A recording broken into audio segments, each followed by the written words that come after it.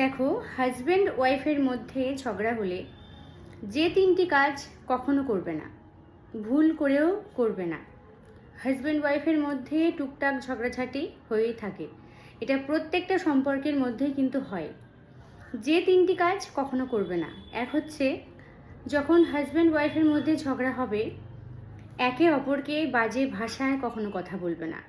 ঝগড়া করো, অসুবিধা নেই, কিন্তু খারাপ ভাষা কখনো প্রয়োগ করবে না। জানো তো, ঝগড়ার পর আবার মিল হয়ে যায়, সবটা মিটমাট হয়ে যাবে, কিন্তু ওই মুখে বলা খারাপ ভাষাগুলো কখনো ভোলা যায় না। ওগুলো কিন্তু মনেই থেকে যায়, যে আমাকে এইভাবে বলল, আমাকে এই ভাষায় কথা বলল, এই শব্দটা ব্যবহার করে আমাকে কথা বলল, আমি এতটাই খারাপ, এইটা আমাকে বলল। ওই যে বাজে ভাষাগুলো, এগুলো কিন্তু ভোলা যায় না কখনো।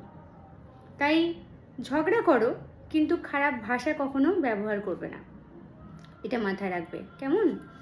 দুই হচ্ছে, হাজব্যান্ড ওয়াইফের মধ্যে টুকটাক ঝগড়াঝাটি হলে বাড়ির সবাইকে জানানোর কোনো দরকার নেই, আত্মীয় পরিজনদেরও জানানোর কোনো দরকার নেই।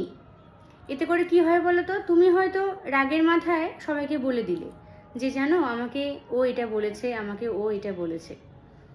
তারা হয়তো তোমাকে সঙ্গে সঙ্গে কিছু কথা বললো, তাই এটা তোকে বলেছে, আরে মন খারাপ করিস না, তুই এরকম না, তুই ভালো, ও ছাড় বলেছে।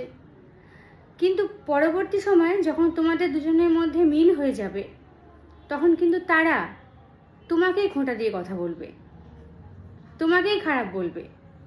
তাই সবাইকে জানাবে না কখনো। হাজব্যান্ড ওয়াইফের মধ্যে টুকটাক ঝগড়া হয়েই থাকে, সবাইকে বলতে নেই।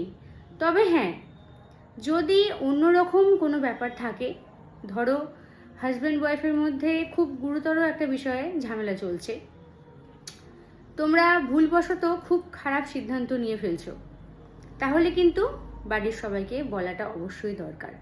নিজেরা কখনো খারাপ সিদ্ধান্ত নিয়ে ফেলবে না। যদি এমন কিছু প্রবলেম হয়ে থাকে, তাহলে সবাইকে বলাটা অবশ্যই দরকার আছে। টুকটাক ঝামেলা ঝগড়াগুলোর কথা আমি বলছি, যেগুলো বলার কোনো দরকার নেই। আর তিন হচ্ছে, হাজব্যান্ড ওয়াইফের মধ্যে ঝগড়া হলে কথা হচ্ছে না একে অপরের সাথে, অনেক ঘন্টা হয়ে গেছে, একটা দিন পেরিয়ে গেছে, দুটো দিন পেরিয়ে যাচ্ছে, কথা বন্ধ কখনো দেবে না। স্বামী স্ত্রীর মধ্যে কথা হবে না, এটা হয়? ঝগড়া হবে, আবার মিটমাট হয়ে যাবে, আবার মিল হবে, এটাই তো হয়। সম্পর্ক তো ভালো থাকবে, কিন্তু টানা অনেক ঘন্টা যদি কথা বন্ধ দাও তোমরা, তাহলে কিন্তু খারাপ হবে।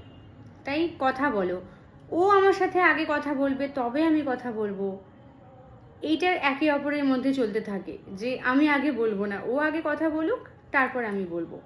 আবার ও ভাবছে ও আগে কথা বলুক তারপর আমি বলবো। এইগুলো কখনো মনে আনবে না। তুমি আগে শুরু করো না, তুমি আগে বলো না, দেখবে ও ঠিক তোমার সাথে কথা বলবে। এই তিনটে ভুল কখনো করবে না, মাথায় রেখে চলবে, দেখবে ঝগড়ার পরেও সম্পর্ক ভালোই থাকবে।